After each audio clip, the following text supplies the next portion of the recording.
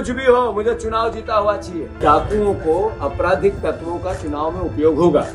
आज 11 जगह गोलियां चली है कि डाकू भी भेजूं तो पुलिस प्रशासन उसको नजरअंदाज करे, और वही हुआ। पूरा प्रशासन, कलेक्टर और एसपी दोनों उपचुनाव में भारतीय जनता पार्टी के कार्यकर्ता के रूप में काम कर रहे हैं। मध्य प्रदेश में एक बार फिर से 2 दर्जन से ज्यादा भारतीय प्रशासनिक सेवा के अधिकारियों का आधी रात में तबादला कर दिया गया।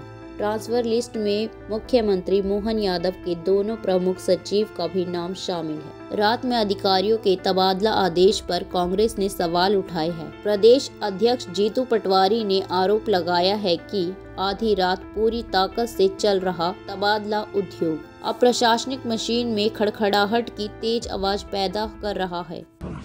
रात को करीब 8:30 बजे में शिवपुर से चला, तो 8:30 बजे से पहले 2 दिन से वहाँ घटनाएं घटी है।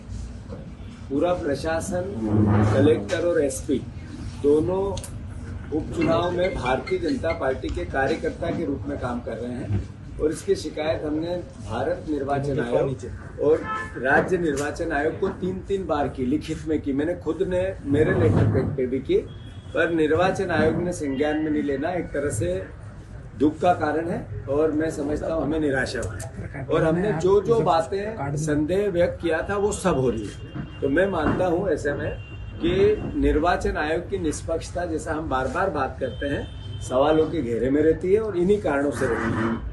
निर्वाचन आयोग ने लिखित में कहा कि डीएम को हम नहीं हटाएंगे। मैंने उनको लिखित में कहा कि बीजेपी के लोग प्रशासन का दुरुपयोग कर रहे हैं और आदिवासी वोट नहीं डले, इसके लिए प्रशासन प्रयास कर रहा है। तो ये बात भी धीरे धीरे सिद्ध हुई। और दूसरी बात, हमने जाहिर सूचना दी थी कि डाकुओं को, आपराधिक तत्वों का चुनाव में उपयोग होगा। आज 11 जगह गोलियां चली है, 11 गांव में, विजयपुर में गोलियां चली है। ये मैसेज क्या है? ये मैसेज है, और वो गोलियां किसने चलाई? राजस्थान के चिन्हित डाकुओं ने, जिन पे 30-30, 40-40, 50-50 प्रकरण है। 10-10 लोग, 9-9 लोग लगातार मोटरसाइकिलों से, बड़ी गाड़ियों से जाते हैं, ऊपर फायरिंग करते हैं, आदिवासियों को कहते हैं कि एक भी वोट डला तो पूरे गांव को पे गोलियां बरसा देंगे। ये इस तरह की अराजकता फिल्मों में देखी गई थी। मैं समझता हूँ ये कभी वास्तविकता में सुनी या पढ़ी नहीं जा सकती। ये भारतीय जनता पार्टी की सरकार, मोहन यादव जी पे भी मेरा आरोप है कि मुझे सूचना मिली कि उन्होंने सामाजिक मीटिंगें ली, तब ये कहा कुछ भी करो, मुझे चुनाव जीता हुआ चाहिए। ये कुछ भी करो, मुख्यमंत्री की भाषा और भावना, ये लोकतंत्र को कलंकित करती है। और मुख्यमंत्री हमारे भी हैं, प्रदेश के हैं, सिर्फ बीजेपी के नहीं है। और इस तरीके से अगर ये चुनाव प्रणाली को बाधित करेंगे या प्रभावित करेंगे, तो फिर ये लोकतंत्र बचेगा कैसे? मैंने निर्वाचन आयोग को जो लिखित में कहा कि कलेक्टर और एसपी को इसी वक्त हटाना चाहिए, लाइन अटैच करना चाहिए, उनकी जगह दूसरे अधिकारी भेजना चाहिए।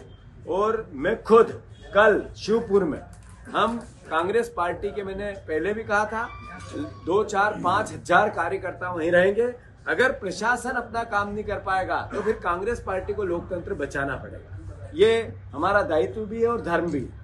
ये सब बातों के बाद भी हम विजयपुर 50,000 वोट से जीतेंगे। ये डाकुओं का उपयोग भारतीय जनता पार्टी करने लगी, डकैतों का चुनाव में, प्रशासन का करती थी, पैसे का करती थी, हर तरह का दुरुपयोग की बात भारतीय जनता पार्टी के चरित्र में आ गई। पर डाकुओं का उपयोग करना, अपराधियों का उपयोग करना और सरेआम करना, मैंने ट्विटर पे पूरे अपराध डाले हैं उनके, आप सब उनको भी चिन्हित करना जो लोग पकड़ा गए। तो मैं फिर से, निर्वाचन आयोग इसी वक्त डीएम को और एसपी को लाइन अटैच करे, वहां से हटाए और नई व्यवस्था वहां बनाए। विजयपुर में एक तरह से जंगल राज का, चुनाव प्रणाली का जितना हनन हो सकता है, 11 गांवों में गोली चलाना, पकड़ा जाना और करीब 5 लोगों को गोली लगना। जो पकड़ा गया डाकू वो हिस्ट्री सीटर है, जिसको लोगों ने पकड़ लिया। मतलब ये क्या मैसेज है? तो मैं फिर से मोहन यादव जी की भर्त्सना करता हूँ। मुख्यमंत्री रहते हुए वो इस भाषा को उपयोग करते हैं, कुछ भी हो, मुझे चुनाव जीता हुआ चाहिए। मतलब क्या मैसेज था कि डाकू भी भेजूं तो पुलिस प्रशासन उसको नजरअंदाज करे, और वही हुआ। तो हम इसकी निंदा करते हैं। और बुधनी के भी चुनाव के परिणाम आश्चर्यजनक रहेंगे, आश्चर्यचकित रहेंगे।